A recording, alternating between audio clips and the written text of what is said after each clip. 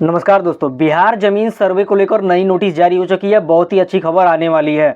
जमीन सर्वे जैसा कि आप लोग जाना है कि चौथे चरण में चल रहा है इस समय, यानी कि बिहार में जो है कि 4 बार जमीन सर्वे हो चुका। अभी ये जो चल रहा है ये चौथा चरण चल रहा है बिहार में जमीन सर्वे को लेकर। तो अभी इस जमीन सर्वे में अब फिर से स्टार्ट होगा और इन जिलों में जमीन सर्वे स्टार्ट होगा, जो कि मैं आपको बताने वाला हूँ। और मैं आपको बता दूँ कि ये महीना जो है, अगर इस महीने के लास्ट में यानी कि 30 नवंबर तक आप अपने ज़मीन का जो है कि डॉक्यूमेंट जमा नहीं करते हैं तो आपके पास घर एक नोटिस जा सकता है। जैसा कि मैंने पिछले ही वीडियो में बताया था, बहुत सारे लोग का इसमें ये क्वेश्चन आ रहा है कि क्या ज़मीन सर्वे जो है 30 तारीख के बाद बंद हो जाएगा। तो बिल्कुल नहीं, ज़मीन सर्वे 30 तारीख के बाद बंद नहीं होगा। अभी तो ये ज़मीन सर्वे स्टार्ट हो रहा है, पीक पे है। 30 नवंबर के बाद जो है कि जितने भी लोगों का जो है कि ज़मीन का डॉक्यूमेंट जमा हो गया, जैसा कि आप जानते हैं कि 14 से 15% जो किसान हैं, केवल उन्हीं का ज़मीन का जो है कि अभी डॉक्यूमेंट जमा है। तो जिनका भी डॉक्यूमेंट जमा है, सारा चीज़ कंप्लीट है, तो उनके ज़मीन का जो है कि नाप जोख चालू हो जाएगा। यानी कि उनका ज़मीन का जो है नापना चालू हो जाएगा कि जो डाटा वो दिए हैं वो और ज़मीन इक्वल है या नहीं है। यानी कि डाटा के हिसाब से ज़मीन का सर्वे होना स्टार्ट हो जाएगा। बाकी जितने लोग बचेंगे तो उनके घर नोटिस भेजा जाएगा। अब सवाल ये उठता है कि नोटिस किनके घर भेजा जाएगा। तो सारी बातें इस वीडियो में जानेंगे, अभी आप हमारे साथ बने रहें। और दोस्तों, जैसा कि आप लोग जानते हैं कि मैं बिहार में जो भी होता है अपडेटेड न्यूज़ मैं आपके सामने लाता रहता हूं, जो है कि वीडियो के माध्यम से। तो इसके लिए मैं आपसे केवल एक रिक्वेस्ट करना चाहता हूं कि अगर आप अभी तक हमारे चैनल को सब्सक्राइब नहीं किया तो भाई प्लीज़ चैनल को पहले सब्सक्राइब कर लें, वीडियो को लाइक कर लें और एक कमेंट ये कर दें कि आप किस जगह से देखते हैं। जैसा कि मैं हर वीडियो में बोलता हूं कि वहाँ का जो है कि नोटिफिकेशन यानी कि वहाँ का अपडेट लाने में आसानी रहता है।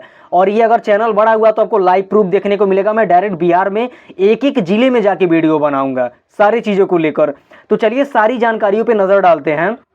अभी एक भाई का ये कमेंट आ रहा था कि सर ये जो नोटिस भेजा जाएगा वो किन व्यक्ति के घर भेजा जाएगा, आखिर किन के घर भेजा जाएगा और किन के घर नहीं भेजा जाएगा, सरकार को कैसे पता चलेगा किन के घर भेजना है इनके घर नहीं भेजना है। तो देखिए इसमें क्लियर बात है, एक क्लियर फंडा है कि सरकार के पास जितने भी ज़मीन है सारे ज़मीन का लगभग डिटेल होता है।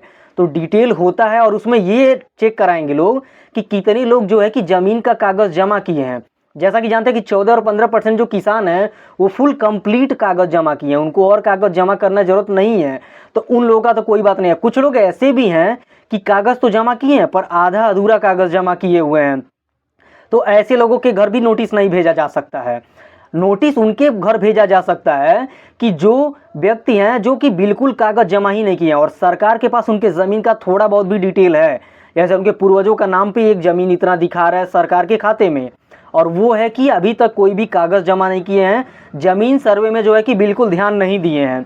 तो उनके घर एक ऐसा नोटिस भेजा जाएगा जिसमें लिखा रहेगा कि फाइनली अगर आप अपने ज़मीन का सर्वे नहीं कराते हैं या सर्वे के जो भी डॉक्यूमेंट है वो जमा नहीं कराते हैं तो आपका ज़मीन भी बिहार सरकार हो सकता है। क्योंकि देखिए फाइनल ये बात है कि अगर आपके पास कोई भी ज़मीन है, छोटा ज़मीन हो या बड़ा ज़मीन हो, सरकार पूछती है कि ये ज़मीन आपको कैसे प्राप्त है या ये ज़मीन किसका है। तो जब आप उस पर अपना दावा आपत्ति करेंगे ही नहीं तो यानी कि सरकार के नज़र में तो यही होगा कि इस ज़मीन का कोई भी मालिक नहीं है। तो जब किसी भी चीज़ का देश में कोई भी ऐसा चीज़ हो जिसका कोई मालिक नहीं होता है, डायरेक्ट हो जाता है सरकार के खाते में, तो जो भी आपका ज़मीन है वो बिहार सरकार हो सकता है। और अगर आप दावा आपत्ति करते हैं तो सरकार आपसे केवल एक क्वेश्चन करेगी कि अगर दावा आपत्ति करते हैं तो ये बताइए कि ये जो ज़मीन है आपको किस प्रकार प्राप्त हुआ है।